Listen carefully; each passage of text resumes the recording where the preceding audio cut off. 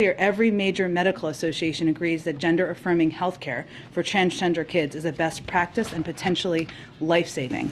All of this begs an important question. What are these policies actually trying to solve for? LGBTQI plus people can't be erased or forced back in any closets, and kids across our nation should be allowed to be who they are, without the threat that their parents or their doctor could be imprisoned simply for helping them and loving them. President Biden has committed in both words and actions to fight for all Americans and will not hesitate to hold these states accountable. I would also note, since I've had a rotation of fabulous colleagues in here today we have Vedant Patel here. You may all know him. Any of you who work on immigration and climate issues know him very well. I often joke with him that we gave him the easy assignments. We did not. It's just because he's super talented. Vedant, I'll say about him, he's a beautiful writer. He's a fast writer. I don't know if that means he could be a wire reporter. I think he has a very promising career in government ahead of him, but just wanted to highlight Vedant and his amazing contributions and everything he does to help me, help all of us, help the president every day. With that. Perfect. I've got three things. Thanks so much. Ukraine's foreign minister at the end of the day made it very clear that his country needs more weapons and needs them fast. I'm wondering if it's time for the U.S. and other allies to not just provide defensive weaponry, but actually provide offensive weaponry? Well, let me give you a sense of where we are. As of now, we have committed to providing $1.7 billion of weapons, of security assistance to Ukraine since the beginning of this conflict, more than $2 billion since the president took office. There are transfers of systems nearly every single day. I would note we just announced 2 days ago $100 million in javelins, which are a critical weapon that the Ukrainians have been using effectively to fight the Russians, push back the Russians, and defend their country. I would also note that as it relates to the type of systems and material we are providing, for every Russian tank in Ukraine, the United States will have or has provided 10 anti-tank systems. If you factor in contributions from allies, we're almost at 90-1. That means one tank, Russian tank, 10 anti-tank systems to fight them back. For every Russian armored vehicle in Ukraine, the United States will have provided about 3 anti-armor systems. If you factor in contributions from allies, it's about 25-1.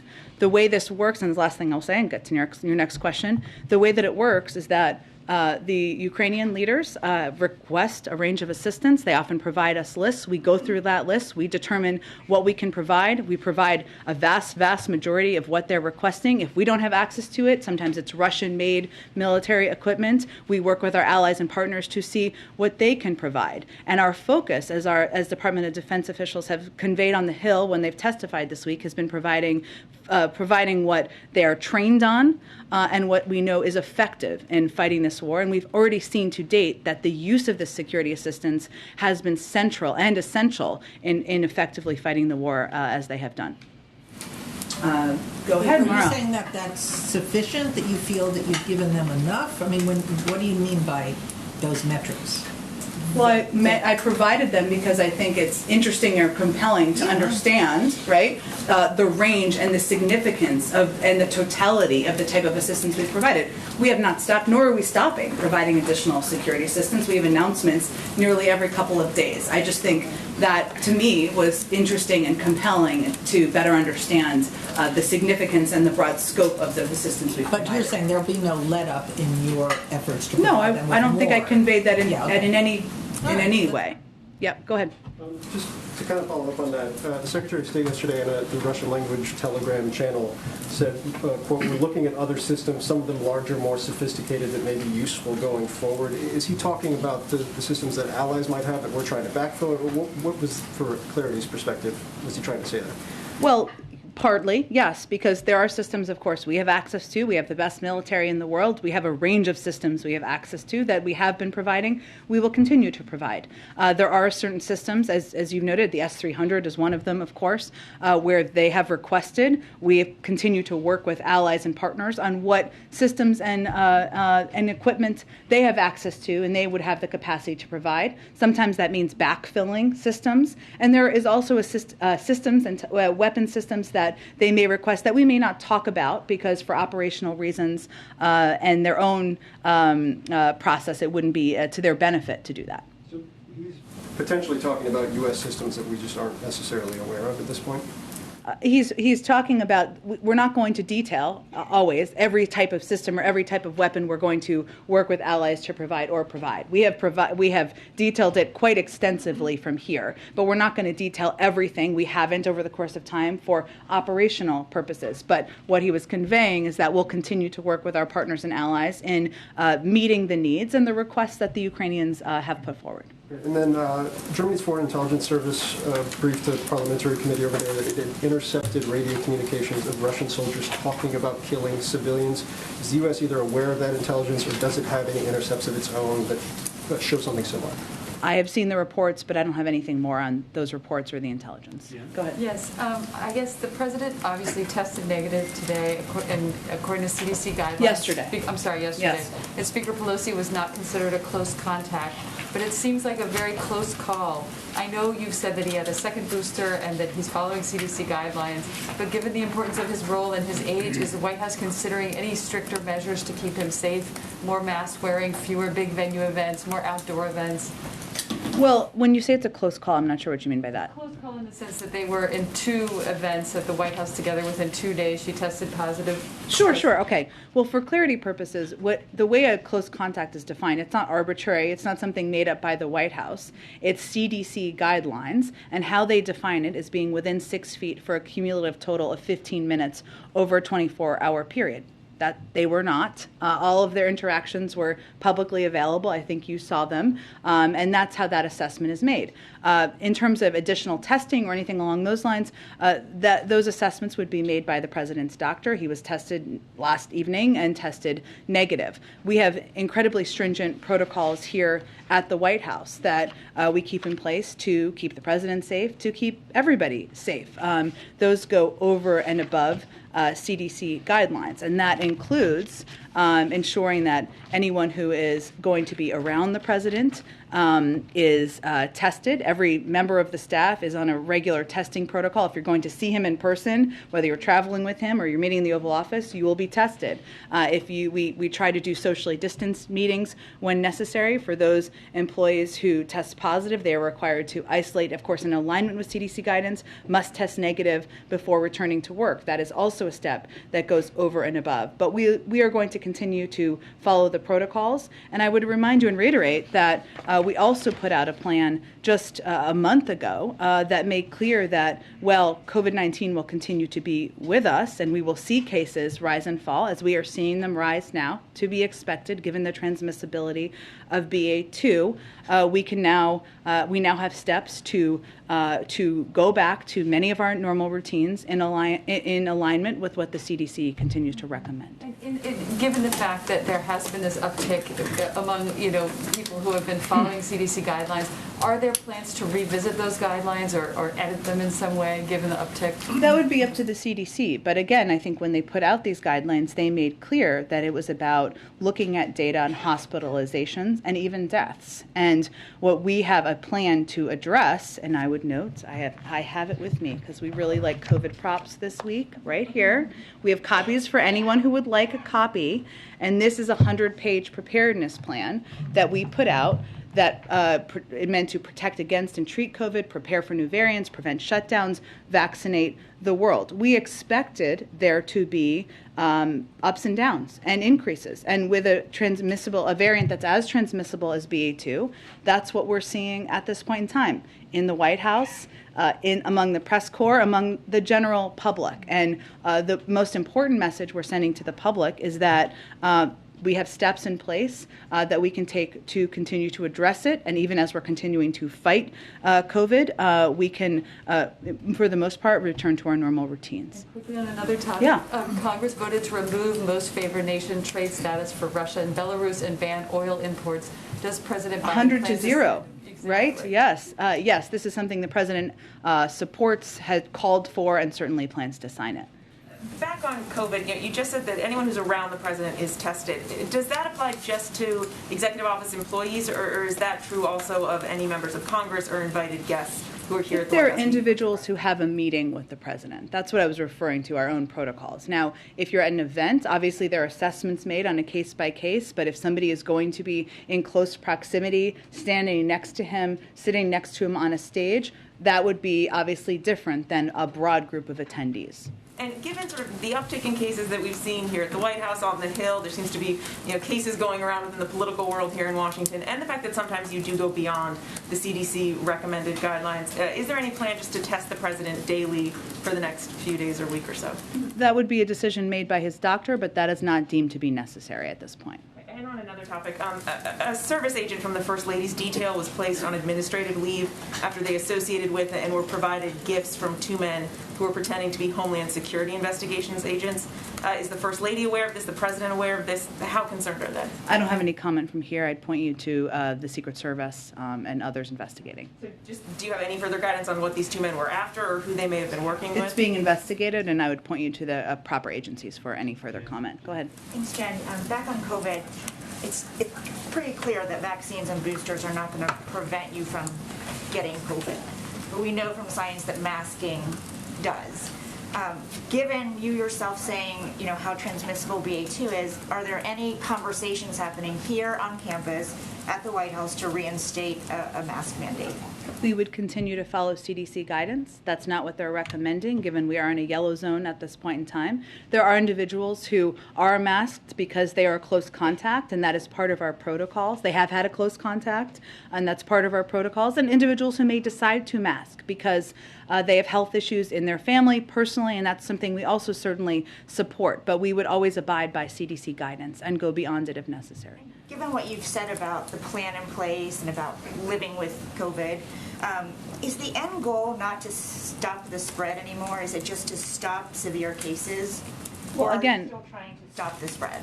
Of course, we're trying to stop the spread, and we have the means to address that. We're also, though, I would point you to the 100-page plan we put out just a month ago, where it made clear that we will continue to see COVID will continue to be with us. We will see cases rise and fall. We now know how to protect ourselves from hospitalization and death, which is hugely important. We know how much of getting vaccinated, getting boosted can protect you. And we know here in the White House, of course, 99% of people are vaccinated. Many, many people are boosted. And so we have policies that also go even beyond. What is most important right now, as we're looking broadly to the country, is the fact that we are very concerned about the failure of Congress to continue to fund our COVID response, the fact that we have needed to therefore end our program for the uninsured. We are not going to be able to make purchases of a broad scope of boosters, of Evusheld, which is a treatment for immunocompromised or preventative treatment for immunocompromised, that when we get to the end of June, our testing capacity will be at risk of collapsing. And as we're looking broadly beyond the White House of how we're planning, that is our biggest concern at this point in time. Thanks. And just one more on the news of the day. Sure. You just talked about how historic today was for Judge Jackson to be confirmed, but no reporters were allowed in the room, no TV cameras were allowed in the room to help record that history. Can you help us understand that decision?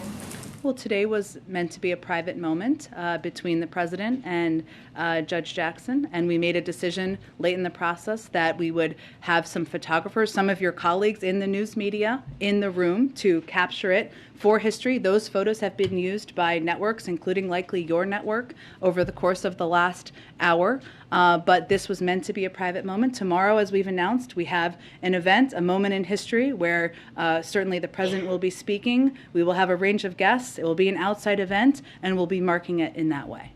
Go ahead. Thanks, Jen. How can you guys say that President Biden was not a close contact with Speaker Pelosi when there is video of the speaker kissing him?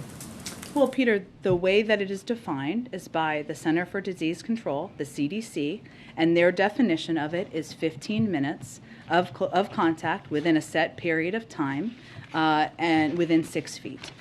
It did not meet that bar. It does not mean that no one will get COVID around the world who does not have a close contact. It just means we are defining for all of you whether the president and their interaction met the definition of the CDC of a close contact. Half the cabinet was there on Tuesday. At least 2 additional cabinet members, Raimondo and Garland, already have COVID. Is there a threat that this is going to be a national security problem if the cabinet comes to the White House and starts getting infected with COVID? Well, I don't think, Peter, we can assess where they got COVID or where they acquired COVID or whatever the right way to say that is. I don't know that it was Tuesday. There are other events, obviously, that have happened over the course of the last week as well. They are all boosted. They are all, many of them are able to work from home, as many staff and even reporters are, who are vaccinated and boosted. And they all have a talented and experienced team who is stepping into their shoes where needed in the office. When the last president wanted to host a big event for a Supreme Court nominee here at the White House, some folks got COVID, and then former Vice President Biden called it a super spreader event. So is there any risk that this event tomorrow for a Biden Supreme Court justice is going to be a super spreader event? Well, one, at that point in time, vaccines weren't available. People were not vaccinated. It certainly puts us in a different space. This event is also going to be outside tomorrow. And then on a different topic, when Title 42 expires next month, what is the plan for the 18,000 migrants a day that are going to cross? Do you want them to get jobs here? Is there something else that you want these 18,000 a day to be doing? I don't know where you're basing your specific numbers on, Peter, but what I would tell you... I've got it right here. Earlier this week, the department gave reporters an estimate that up to 18,000 migrants could be apprehended at the border each day if Title 42 were being lifted. Up to, and we'll see what happens. And obviously we're taking steps to convey that this is not the time to come.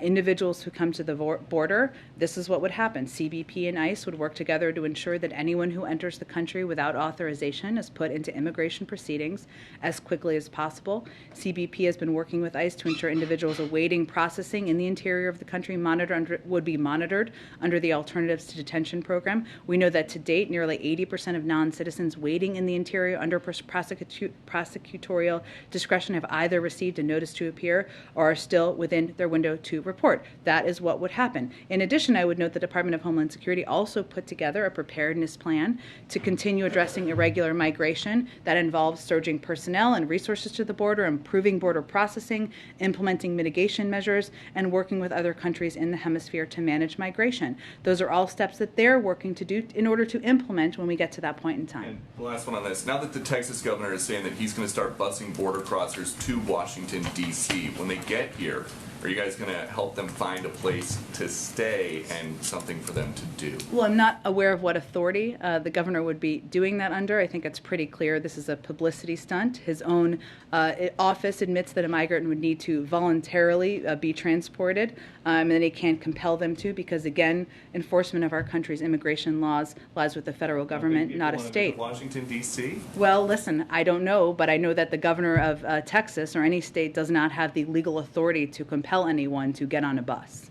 Go ahead. Jen, is there pressure to avoid saying that President Biden has had a close contact given his position and the demands of his schedule? No, we announced yesterday the vice president had a close contact, and if there is 15 minutes that he spends with somebody in person within 6 feet and they test positive for COVID, then that would be a close contact. So given you said it doesn't necessarily take 15 minutes to get COVID, right? So it could take less than that. Obviously, he was around Nancy Pelosi and many others. Are you doing anything differently? Is there anything being done differently given that circumstance for the president? He was tested last night and tested negative, and if his doctor deems he should be tested more frequently, he certainly could do that. But again, the CDC guidelines are in place, and the CDC specifics on what a close contact and how it's defined are in place for a reason, to give everybody clear, data-driven guidance. It is clear, but it's not always accurate, right? Because it doesn't take 15 minutes to get COVID, and this is more transmissible, this latest variant, than other variants in the past. It doesn't necessarily require that much time. For example, yesterday we were in the state dining room. The president was face-to-face with many individuals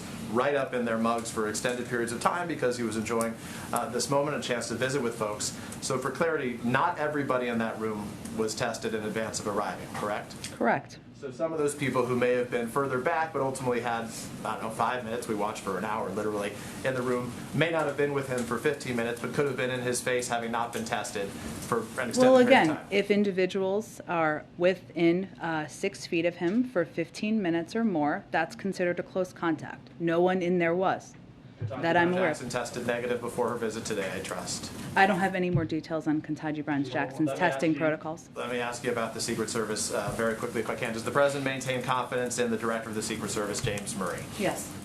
Okay. Go ahead.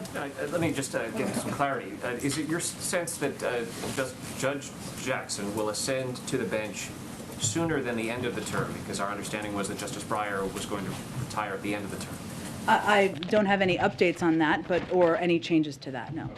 I want to give you a chance to respond. Jonathan Swan did an interview with Mitch McConnell this morning in which Swan asked McConnell whether if the Republicans should take the Senate in the midterm elections and another vacancy should occur while this president is still in office, whether a Republican-controlled Senate would hold a hearing on another Biden nominee. He refused to answer that question. Do you have a response to that? What do you think it says about the health of our constitutional system?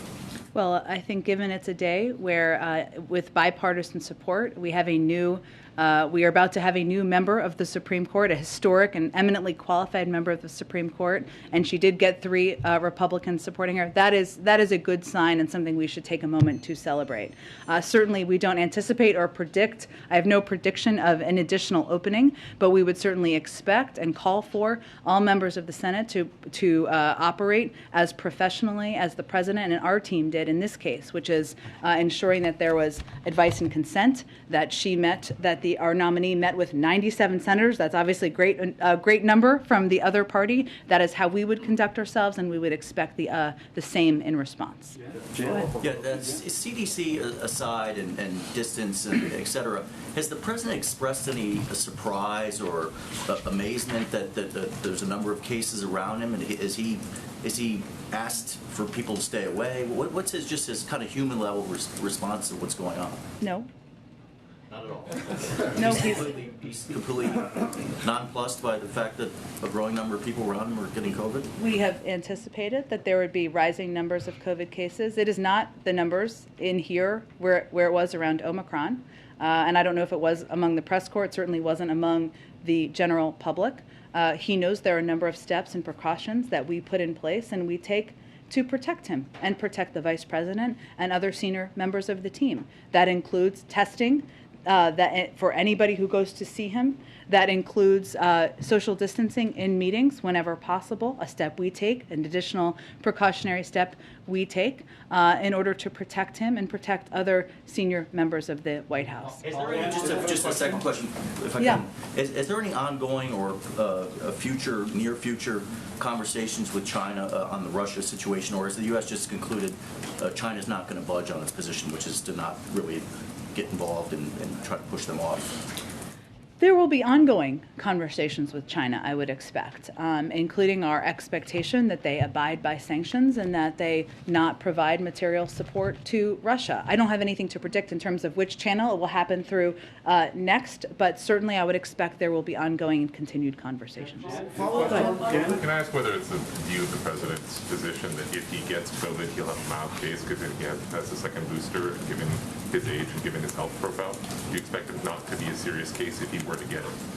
Well, I think that is what we see statistically and through as we look at health analysis and data. But obviously, he would be treated by his doctor, and I'm not going to make a prediction of that at this point in time. Is it fair for us to conclude that the event tomorrow was a factor in it being outside and being tomorrow given outside of training today? It's supposed to be a beautiful day. That is a big factor. Is it fair to say public risk was part of the calculus in deciding how to mark this confirmation? Is that part of the reason it's outside? I would tell you that the biggest factors are actually that, and we would have had events outside earlier in the week too, had the weather allowed. It is that time of year, and certainly we do know that it is better to have events outside when you can have them outside. It is supposed to be a beautiful day. I'm not a weather person, but that is what everything is telling us. And also we want to be able to invite a large number of people, and this would enable us to do that. So those are the biggest factors. But there's no question, Josh, that also is true statistically. The CDC is actually a little less clear in the link between the two clauses that you're linking. They talk about, was this person less than 6 feet away from someone? Yes, in the President Biden's case. And they say to consider the time spent with someone starting 2 days before. So that includes both the ACA event and yesterday's event. And then separately, they say, have they been in the presence of someone with confirmed or suspected COVID for a cumulative total of 15 minutes or more over a 24-hour period. As far as we know, Speaker Pelosi might have left right after the event. That was about 14 minutes yesterday, and they spent about 45 minutes the day before. So it's she the White House wasn't- position, but she was like 7 feet away. She was, as far as here. So it's the White House position that President Biden, 14 minutes, 7 feet away from Speaker Pelosi is not a close contact, but 15 minutes, 6 feet away would have been a close contact. And I asked by way of saying, was there a discussion of whether to treat him as a close contact anyway? Well, he is tested regularly, as you know. He was tested yesterday. He will be tested again soon. He's tested typically a couple of times a week. If he were a close contact, the only difference, or I don't even know that it would be a difference, would be a 5-day test 5 days after your contact. So You have to wear a mask for 10 days in public. okay, and if he is a close contact, that is what exactly he will do. And to answer on the broader COVID question, it looks like that bill is stalled now. What are the short-term consequences of not having new funding in place? Is there a risk that you can't proceed with previously announced funding, namely of Pfizer's pill Paxlovid? And when do you think the shipments of the monoclonal antibodies will run out? They were supposed to run out in May, but you've been shipping fewer of them. How long will the cupboard last on the monoclonals without new money? I may have to check on that specific component for you, Josh, and I'm happy to do that. I mean, what we do know is that by the end of June, the testing capacity will be at risk. Our testing capacity will be at risk of collapsing, at least from the federal government and what we can provide. We know that we can't buy any additional treatments beyond those that have already been paid for and contracted, of course, including preventative treatments for immunocompromised. Those treatments, as you know, often take 6 months to manufacture, so we'd also be losing out on supply that we intended to purchase for September through January. And of course, the uninsured fund is already closed. But I can certainly check on the next purchase of monoclonals and if we have any ability to purchase that as planned. What's the difference if the bill passes 3 weeks from now versus if it had passed this week? Well, we would be able to have the funding, hopefully, to reopen some of our uninsured programming. We'd be able to get ahead and plan ahead for purchases of testing to ensure we had testing capacity, to make sure we could place some orders for preventative treatments for the immunocompromised. It just delays the process. And as we know, they're going on a 2-week recess right now. Hey, Jen.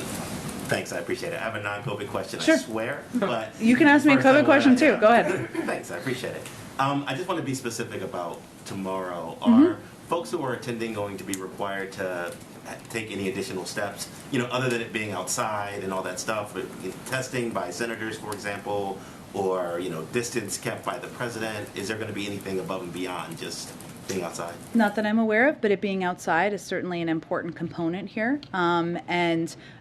Typically, individuals who are going to be in close proximity, like on the stage or something, they would be tested, but there are protocols that are evaluated in a case-by-case as we have events. And a question on Puerto Rico, non-COVID Okay. score, right?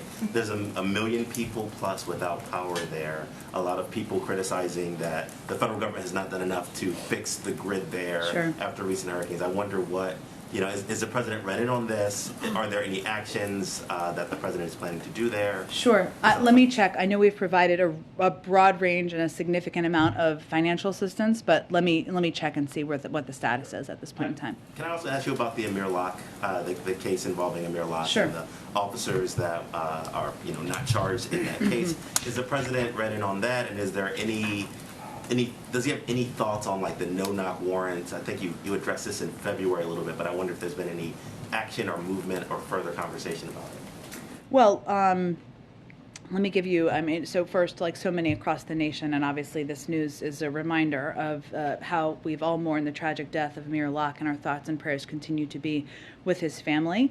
The president is committed, and of course he is aware of, and I would point you to the Department of Justice for any specifics about next legal actions, but the president is committed to ensuring fair, impartial, and effective policing, keeping our communities safe. Those goals go hand in hand, and we can achieve them in part by building trust between the police and communities they serve. So to go go to your other questions. In September, the Attorney General issued a new policy imposing restrictions on the use of no-knock warrants, chokeholds, and restraints by federal agents.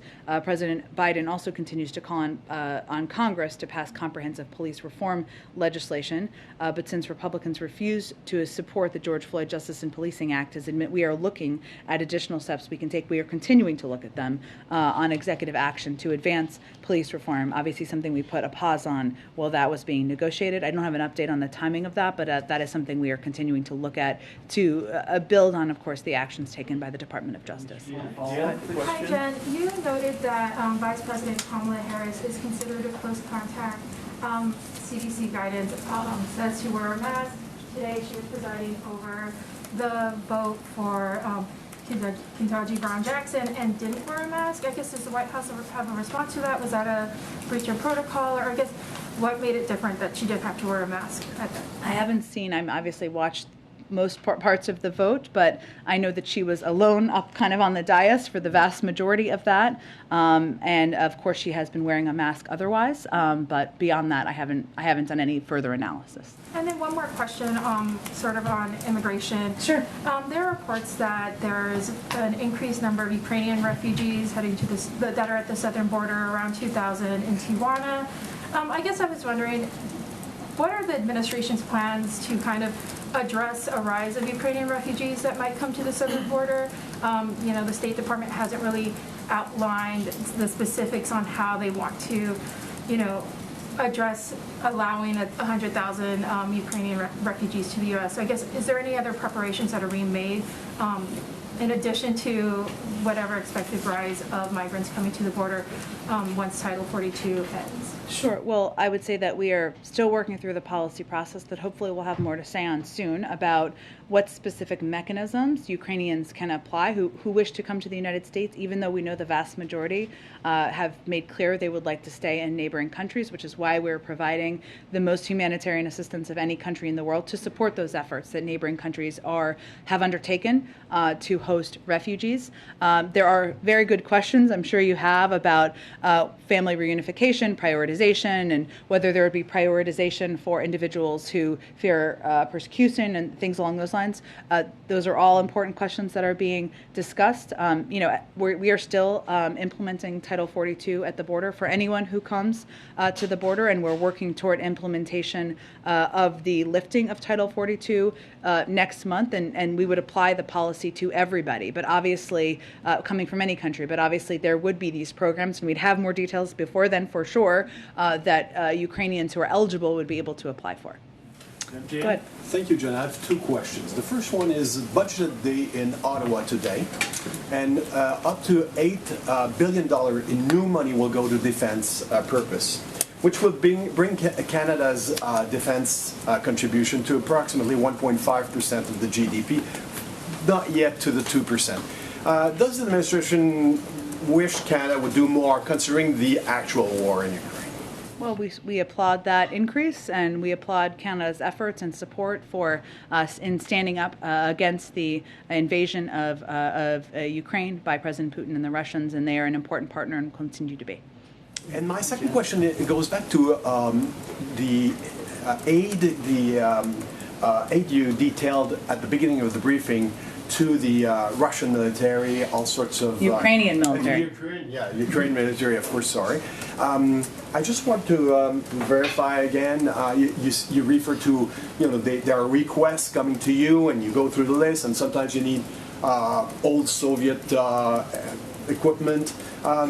Are the MiG-29s still in the list, and is the administration considering transferring those Polish plane to Ukraine? Our policy has not changed, but other countries, of course, could make that determination and decide to do, and we certainly wouldn't stand in the way, but our policy has not changed. Go ahead. When President Biden continued the pause on student loan payments or repayments, he said that pause will provide continued lifeline as we recover and rebuild from the pandemic. You said today you want to stop the spread of COVID. So my question is, if we're still recovering from the pandemic, why then is Title 42 going to be relifted? Is there a revision or a revisit that you can look at that, and have we just recovered from the border then? Does that mean?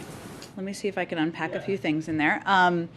First, on the announcement about the extension of student loan the student loan pause, what I said yesterday is also that what we look at is the impact of the pandemic on the economic recovery. And even though the economy is very strong, look at the UI data from today, look at the jobs data from last Friday, we certainly know that costs are continuing to impact people across the country, including students who have or former students who have student loan payments they need to make. And the president's going to look for every way he can lower costs for the American people, whether that is the family fix that he announced with former President Obama earlier this week, or the announcement about the pause on student loan payments. The decision about Title 42 is a decision made by the CDC, a public health decision. It's not an immigration authority or policy. It's a public health decision. And we respect the authority given to them by Congress to make that determination. The president said that sanctions were not a deterrent on Russia going into Ukraine. Yesterday, Treasury Secretary Janet Yellen is saying that the U.S. would use all its sanction tools should China move towards Taiwan. So is that message a deterrent or not? Well, we have sanctioned China in the past, as you know, for human rights abuses, and we have sanctioned a range of countries, certainly around the world. I would say sanctions have a range of purposes, including putting consequences in place, and where we are as it relates to the war in Ukraine is also making it much more difficult for President Putin to fund this war, and that is a huge priority to us. I don't have any predictions about future sanctions. I would leave that at the comments of the Treasury Secretary. Given how intertwined our economies are, could we really do sanctions on China like we are? That is an assessment that the Department of Treasury would have to make, but I don't have a prediction beyond what the Secretary of Treasury said. Go ahead. Thanks, Jen.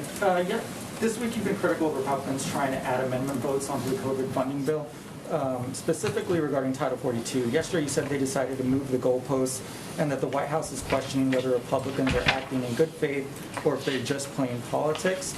But Democratic Senators Mark Kelly, Kristen Sinema, Joe Manchin, Maggie Hassan, and John Tester are joining Republicans in this effort. Does the White House have the same criticism we've heard about Republicans? Does that apply to these Democratic senators as well? Look, regardless of who's standing against this, our larger point here is if we do not have treatments, vaccines, or tests that the American people need, Americans will die from COVID. And whether they support or oppose the administration on immigration or childcare or environmental rules, anybody. And so our point, it's not political. The vast majority of people who are opposing this moving forward are Republicans. That is a fact.